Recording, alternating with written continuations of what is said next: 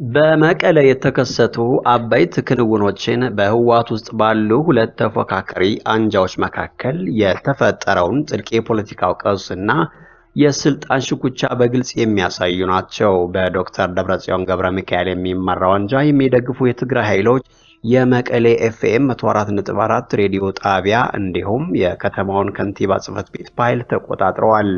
ይህ እርምጃ በከተማው ውስጥ ያለውን የስልጣን ክፍፍልና የፖለቲካ አለመረጋጋትን የበለጠ ያባብሳል። በተጨማሪም ቀደም ሲል በከተማው ምክር ቤት የተመረጡ ናቸው የሚሉትን ዶክተር ረድኢ በርሄን በድጋሚ የከተማው ከንቲባ አድርገው ሾመዋል። ይህ ውሳኔ በፕሬዝዳንት ጌታቸው ረዳ የሚመራው የክልሉ ጊዜያዊ አስተዳደር ቀደም ሲል የሾመውን ከንቲባ አቶ ብርሃነ ገብረየስን በመቃወም የተወሰደ ነው አሉ። በዚህም ምክንያት መቀለ ከተማ በአንድ ጊዜ በሁለት ተፎካካሪ ከንቲባዎች መካከል በሚፈጠር ግጭት ውስጥ ልትገባ የምትችልበት አደገኛ ሁኔታ ተፈጥሯል። እነዚህ ክንውኖች በመቀለ ከተማ ውስጥ ያለውን የፖለቲካ አለመረጋጋትና በህወሓት ውስጥ ያሉትን ጥልቅ ክፍፍሎች በግልጽ ያሳያል። ለወራት ከንቲባ ሳይኖራት የቆየችው መቀለ አሁን በሁለት ተፎካካሪ አንጃዎች በተሾሙ ከንቲባዎች መካከል በሚፈጠር ግጭት ውስጥ ልትገባ ትችላለች። በዶክተር ደብረጽዮን የሚመራውን አንጃ የሚደግፉ የትግራይ ሰራዊት አዛዦች በሌሎች የትግራይ ከተሞችና ወረዳዎችም ተመሳሳይ እርምጃዎችን በመውሰድ የጊዜያዊ አስተዳደር መዋቅሮችን እያፈረሱና የራሳቸውን ሰዎች እየሾሙ ነው። ይህ ሁኔታ በክልል ውስጥ ያለውን ውጥረት የበለጠ ያባብሰዋል። የትግራይ ሰራዊት አዛዦች ባለፈው ዓመት ነሐሴ ወር ለተካሄደው የህወሓት 14ኛ ዓመት ጉባኤ እውቅና በመስጠት በድርጅቱ ሊቀመንበር የሚመራው የህወሓት ቡድን ከዚህ ቀደም ያሳለፈውን ውሳኔ እንደሚደግፉ የገለጹ ሲሆን ይህ አጋርነታቸው በዶክተር ደብረጽዮን ለሚመራው ቡድን መሆኑን አመላክተዋል። አዛዦቹ በቅርቡ ባወጡት መግለጫ በጉባኤው መሰረት የጊዜያዊ አስተዳደር የአመራሮች ለውጥ እንዲደረግም ጥሪ አቅርበዋል። የክልሉ ጊዜያዊ አስተዳደር ርዕሰ መስተዳድር ጌታቸው ረዳ ጠቅላይ ሚኒስትር አብይ አህመድ ለራስ የግልና የቡድን ጥቅም ሲባል የህዝብን ሰላም፣ የፕሪቶሪያን ስምምነት፣ የአገሪቱን መረጋጋት እንደ መያዣ ከተጠቀመ አካል ጋር እንዳይደራደሩ ሲሉ በትላንትናው ዕለት በሸራተን ሆቴል ከጋዜጠኞች ጋር ባደረጉት ቆይታ ጠይቀዋል። የኢትዮጵያ መንግስትም ይህንን ጉዳይ በቅርበት እየተከታተለ ሲሆን አንደኛው የህወሓት ክንፍ ከሀገሪቱ ተቀናቃኝ የውጭ ኃይሎች ጋር ግንኙነት እንዳለው በመግለጽ ክሱን አጠናክሯል። የውጭ ጉዳይ ሚኒስትሩ ጌዲዮን ጢሞቴዎስ ይህንን ያሉት አርብ አዲስ አበባ ውስጥ ከትግራይ ጊዜያዊ አስተዳደር ፕሬዝዳንት አቶ ጌታቸው ረዳ ጋር በክልሉ ስላለው ሁኔታ ለዲፕሎማቶች ማብራሪያ በሰጡበት ጊዜ ነው። ሚኒስትሩ ይህንና ሌሎች ክሶች በህወሓት አንደኛ ወገን ላይ ባቀረቡት ጊዜ ግንኙነቱ ከየትኛው የውጭ ኃይል ጋር እየሆነ እንደሆነ በስም አልጠቀሱም። በህወሓት አመራሮች መካከል ያለው አለመግባባት በተባባሰበት ባለፉት ወራት በድርጅቱ ሊቀመንበር የሚመራው የህወሓት አንጃ ከኤርትራ ግንኙነት እያደረገ መሆኑን ተጠቅሶ በተደጋጋሚ ሲከሰስ ቆይቷል። አቶ ጌታቸው ረዳም ከዚህ ቀደም በሰጡት መግለጫ ላይ አንዳንድ የህወሓት ወታደራዊና ፖለቲካዊ አመራሮች ከኤርትራ ጋር ግንኙነት እያደረጉ ናቸው ሲሉ መክሰሳቸው ይታወሳል። በደብረ ጽዮን የሚመራው ቡድን ግን እየቀረበበት ያለውን ክስ በተደጋጋሚ እያስተባበለ ይገኛል። በአጠቃላይ እነዚህ ክንውኖች በክልል ውስጥ ያለውን አለመረጋጋት ወደ ከፍተኛ ግጭት ሊያመራ እንደሚችል ስጋት ፈጥሯል።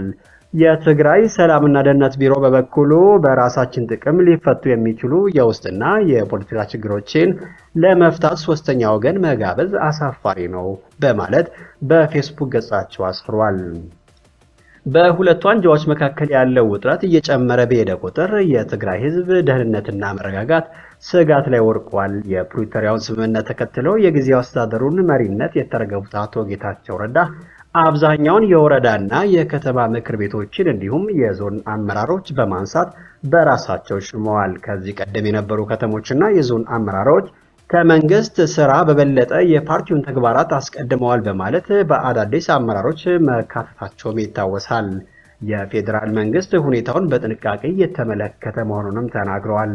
ያለንን አቅም ተጠቅመን የፕሪቶሪያ ስምምነት ተግባራዊ እንዲሆን የተኩስ አቁም እንዲቀጥልና በሰሜናዊ ኢትዮጵያ ሰላም እንዲሰፍን እናደርጋለን ብለዋል። ይህ በእንዲህ እንዳለ ከውጭ ወዳገኘናቸው ዜናዎች እናልፋለን። በሰሜን ኮሪያ አገዛዝ ስር የሚሰሩ የመረጃ መንታፊዎች ከዘረፉት 1.5 ቢሊዮን ዶላር የሚገመት የክሪፕቶ ከረንሲ ገንዘብ ውስጥ 300 ሚሊዮን ዶላር የሚሆነውን በጥሬ ገንዘብ ማውጣታቸው ተገልጿል። ይህን የፈጸሙት ላዛረንስ ቡድን የተሰኘው የመረጃ መንታፊዎች ቡድን ሲሆን ከሁለት ሳምንት በፊት ባይቢት ከተባለ የክሪፕቶ ከረንሲ ኩባንያ ከፍተኛ መጠን ያለው ዲጂታል ገንዘብ መዝረፋቸው ይታወሳል። የተዘረፈውን ገንዘብ በጥሬ ገንዘብ ማውጣት የሰሜን ኮሪያ መንታፊዎች ገንዘቡን ወደ መደበኛ የፋይናንስ ስርዓት ለማስገባት የሚያደርጉትን ጥረት የሚያሳይ ነው። ይህ ቡድን ገንዘቡን ለሰሜን ኮሪያ አገዛዝ የጦር መሳሪያ ልማት ለመዋል ሌት ተቀን እየሰራ እንደሚገኝ የዘርፉ ባለሙያዎች ይናገራሉ። በተጨማሪም የሰሜን ኮሪያ በክሪፕቶ ከረንሲ ዝርፊያና በገንዘብ ማጭበርበር ከፍተኛ ልምድ እንዳላት ይታወቃል። አሜሪካና አገሮቿ ሰሜን ኮሪያ በመረጃ ምዝበራ የምታገኘውን ገንዘብ ለወታደራዊና ለኒኩሌር ፕሮግራሞቿ እንደምታውል በተደጋጋሚ ይከሳሉ። ከባይቢት ከተዘረፈው ገንዘብ ውስጥ 20 በመቶ የገባበት ባለመታወቁ መመለስ እንደማይቻል ድርጅቱና መርማሪዎች አረጋግጠዋል። ባይቢት ኩባንያ የተዘረፈውን ገንዘብ በብድር በመሸፈን ላዛረንስ ቡድን ለመዋጋት መዘጋጀቱን አስታውቋል። የተዘረፈውን ገንዘብ መልሶ ማግኘት አስቸጋሪ እየሆነ የመጣ ሲሆን የሰሜን ኮሪያ የመረጃ መንታፊዎች ብቃትና የገንዘብ ማጭበርበር ችሎታ ይህንን የበለጠ አስቸጋሪ አድርጎታል። በተጨማሪም ሁሉም የክሪፕቶ ከረንሲ ኩባንያዎች ዝውውሩን ለመከታተልና ለማገድ ሙሉ ትብብር አለማድረጋቸው የተዘረፈውን ገንዘብ መልሶ ለማግኘት እንቅፋት ሆኗል። ሰሜን ኮሪያ ላዛረንስ ቡድን ከጀርባዋ እንዳለ አምና የማታውቅ ሲሆን ገንዘብ ለማግኘት ሲባል ግዙፍ መረጃዎችን በመመንተፍ በዓለም አቀፍ ደረጃ ስሟ የሚጠቀስ ነው። ቡድኑ ቀደም ሲል ባንኮችን ኢላማ ያደረገ ሲሆን ባለፉት 5 ዓመታት ግን የክሪፕቶ ከረንሲ ኩባንያዎችን ማጥቃት ላይ ትኩረት አድርጓል። የክሪፕቶ ከረንሲ ዘርፉ ቁጥጥር ያልተደረገበትና የተዘረፈውን ገንዘብ ለማስመለስ ጥቂት አማራጭ መንገዶች ብቻ ያሉት በመሆኑ ወንጀለኞች ገንዘቡን በቀላሉ ለማንቀሳቀስ ምቹ ሁኔታን ይፈጥርላቸዋል።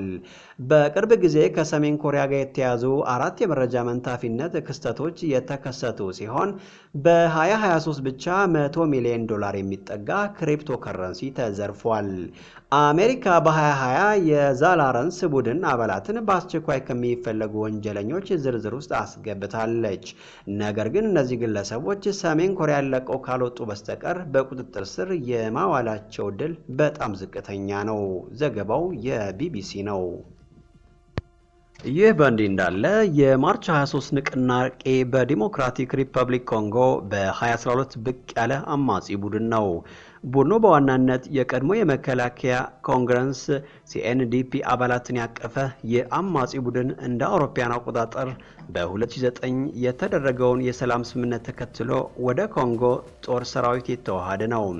ሆኖም የኤም23 ተዋጊዎች መንግስት የዚህን ስምምነት ውሎችን ባለማክበራቸው እንደገና ትጥቅ እንዲያነሱ አድርጓል። ኤም23 የሚለው ስም የመጣው ከከሸፈው የሰላም ስምምነት መጋቢት 23 ቀን 2009 ቡድኑ እንደ አውሮፓ አቆጣጠር ይህ ሆኖ ግን ቡድኑ በ2021 መገባደጃ ላይ ያንሰራራና ከዚያ ጊዜ ጀምሮ ተከታታይ ጥቃቶችን በማድረግ ቁልፍ ከተሞችን በመያዝ በሺዎች የሚቆጠሩ ሰላማዊ ዜጎችን መፈናቀሉ ይታወሳል።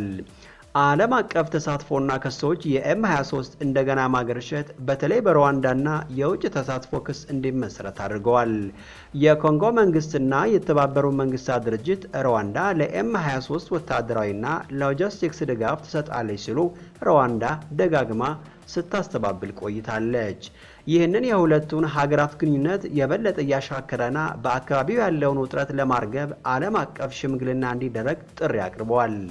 የሰብአዊ ቀውስና የሲቪል መፈናቀል እየተካሄደ ያለው ግጭት በምስራቅ ዲሞክራቲክ ሪፐብሊክ ኮንጎ በሰላማዊ ሰዎች ላይ አስከፊ ተጽዕኖ አሳድረዋል። በተፈጠረው ሁከት ምክንያት በሚሊዮን የሚቆጠሩ ተፈናቅለዋል። በርካቶች በተጨናነቁ ካምፖች መጠለል ወይም ወደ ጎረቤት ሀገራት ተሰደዋል። እልቂትን፣ ጾታዊ ጥቃትንና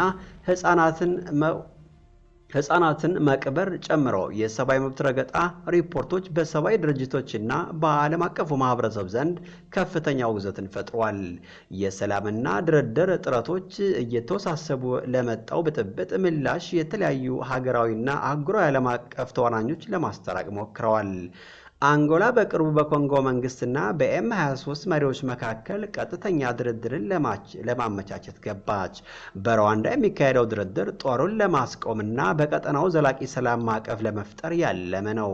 ነገር ግን ስር የሰደዱ ቅሬታዎችና የተወሳሰቡ የክልላዊ ፍላጎቶች ድርን ከግምት ውስጥ በማስገባት ዘላቂ መፍትሄ ማምጣት ትልቅ ፈተና ሆኖ ቆይቷል። ዘገባው የአልአይን ነው።